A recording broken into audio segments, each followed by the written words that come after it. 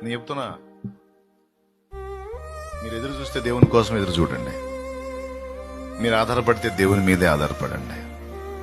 మనుషుల కోసం ఎదురు చూడొద్దు, మనుషుల మీద ఆధారపడద్దు, దెబ్బతింటారు.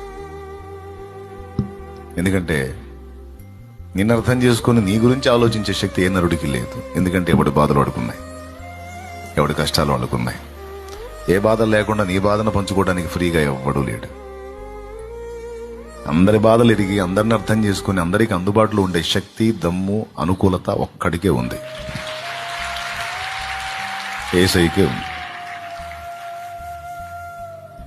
కొంతమంది నిన్ను పట్టించుకున్నారని పొంగిపోవద్దు, సంబరపడద్దు, చంకలు కొద్దొద్దు.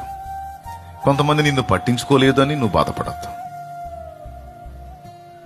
నువ్వు వేడుకోవాల్సింది, ఎదురు చూడాల్సింది, పెనవేసుకోవాల్సింది, ఆశపడాల్సింది ఆ ఒక్కడి కోసమే, నా ప్రభు అయిన యేసుక్రీస్తు కోసం, నజరేయుడైన యేసు కోసం. అంతే. పనికొచ్చిద్దా మీకేమన్నా ఈ మాట? ఎంతమందికి పనికొచ్చిద్దో?